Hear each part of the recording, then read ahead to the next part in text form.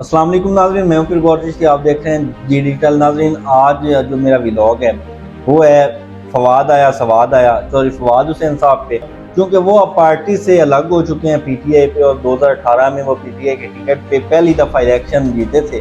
तो मैं आपको इस व्लॉग में ये बताऊंगा कि अभी जो NA61 है, जेलम जो उनका आबाई हल्का है जहाँ से वो इलेक्शन लड़ते हैं, तो वहाँ पे सूरत हाल किया है। फवाद चौधरी साहब पीटीआई के बगैर या इमरान खान की टिकट के, इमरान खान की सपोर्ट के बगैर जीत सकते हैं या नहीं जीत सकते, ये आज मैं आपको बताऊंगा। क्योंकि पीटीआई वाले दोस्त कहते थे फवाद आया सवाद आया, अब हम कहते हैं कि फवाद आया सवाद आया। तो नाजरीन, अब मैं आपको बताऊंगा कि जो फवाद चौधरी साहब हैं, उन्होंने अपनी इंतखाबी सियासत का जो आगाज़ किया था वो 2013 से किया था।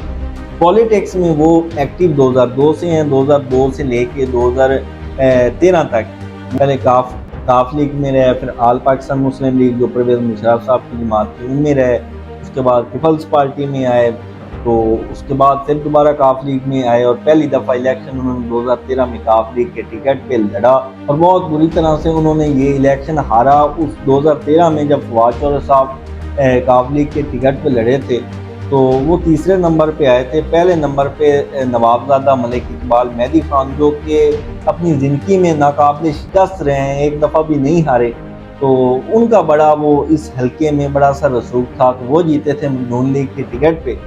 उन्होंने नाजरीन 1,16,013 वोट लिए थे। दूसरे नंबर पे मिर्ज़ा सईद बेग थे, जो पाकिस्तान तहरीक इंसाफ के टिकट पे इलेक्शन लड़ रहे थे, तो उन्होंने 42,805 वोट लिए थे। तीसरे नंबर पे फवाद चौधरी साहब आए थे, पाकिस्तान मुस्लिम लीग काफ के जो उम्मीदवार थे, 34,072 वोट लिए थे। तो आप ये देख सकते हैं कि कितना बड़ा मार्जिन था। उसके बाद नाज़रीन, नवाबजादा इकबाल मेहदी साहब की डेथ हुई 2016 में, तो इस सीट पे ज़िमनी इलेक्शन हुआ। तो इसमें फवाद चौधरी साहब ने पाकिस्तान तहरीक इंसाफ में शमूलियत की, उनको पीटीआई ने टिकट दिया। तो इस हल्के में इस दफ़ा जो ज़िमनी इलेक्शन था, इसमें 1 to 1 मुकाबला हुआ। तो नवाबजादा इकबाल मेहदी साहब के जो बेटे थे, बड़े बेटे थे नवाबजादा मतलूब मेहदी साहब, उनको पाकिस्तान मुस्लिम लीग नून ने मैदान में उतारा, जबकि पीटीआई ने फवाद चौधरी साहब को टिकट दिया। तो इस इलेक्शन में नाज़रीन, नून लीग के नवाबजादा मतलूब मेहदी साहब ने 81,612 वोट लिए, जबकि फवाद चौधरी साहब ने 73,819 वोट हासिल किए। अब ये देखें कि 2013 में फवाद साहब ने 34,000 वोट लिए, और जब 2016 में पीटीआई के टिकट पे आए तो वो 34,000 से चल के 73,000 पे आ गए। तो नाज़रीन, अब इसका मतलब ये है कि फवाद चौधरी साहब ने जितने वोट 2013 में हासिल किए थे, वो आप कह सकते हैं कि वो उनके अपने ज़ाती वोट थे, या वो उनका अपना ज़ाती वोट बैंक था। क्योंकि जो फवाद चौधरी की फैमिली है वो भी एक बड़ी मशहूर फैमिली है और बड़ी तकड़ी फैमिली है जेलम डिस्ट्रिक्ट की। उनके ताया वो MNA भी रह चुके हैं, चौधरी अल्ताफ़ हुसैन साहब, और गवर्नर भी रह चुके हैं। उनके एक अंकल चीफ जस्टिस रह चुके हैं लाहौर हाई कोर्ट के। उनके एक अंकल चौधरी शवाल हुसैन साहब, वो 2002 में जीत चुके हैं और वफाकी वजीर भी रह चुके हैं। तो फवाद चौधरी साहब की भी बड़ी अच्छी एक फैमिली बैकग्राउंड है, लेकिन इस हल्के में जो ज़्यादा एक असर रसूख रखने वाली फैमिली है वो राजा फैमिली समझी जाती है। क्योंकि 85 से लेके 2018 तक अगर ज़्यादातर इलेक्शन देखे जाए तो नवाबजादा फैमिली ने जीते हैं, बजाय ये फवाद साहब की फैमिली के। तो नाज़रीन, अब 2018 आता है, और 2018 में ये जो एक मिथ बनी हुई थी कि भी नवाबजादा ख़ानदान ही जीतता रहा है, तो वो टूटी, और 2018 में पाकिस्तान मुस्लिम लीग के जो उम्मीदवार नवाबजादा मतलूब मेहदी, जो कि बड़े मजबूत उम्मीदवार समझे जा रहे थे, वो चौधरी फवाद हुसैन साहब जो पाकिस्तान तहरीक इंसाफ के टिकट पे लड़ रहे थे, वो इलेक्शन जीत गए, और नून लीग के मतलूब मेहदी साहब जो हैं वो इलेक्शन हार गए। इस इलेक्शन का जो नतीजा था, ये NA67 हो गया था 2018 में, ये हल्का बंदी चेंज हुई थी। इससे पहले ये NA63 था 2002 से 2013 तक।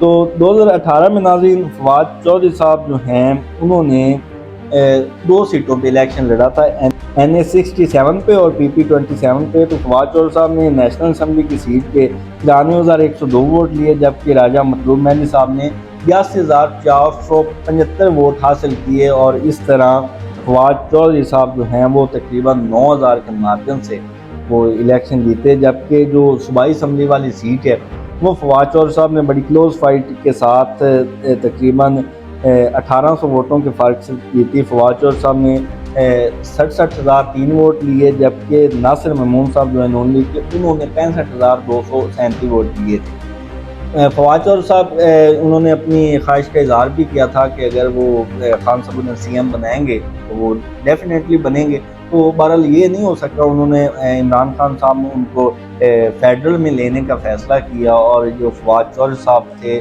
وہ انفارمیشن منسٹر رہے، اس کے بعد سپورٹ منسٹر رہے، پھر انفارمیشن منسٹر رہے، اور وہ جب آخری دن چل رہے تھے عمران خان صاحب کی حکومت کے، تو ان دنوں ان کو لا منسٹر بھی بنایا گیا تھا۔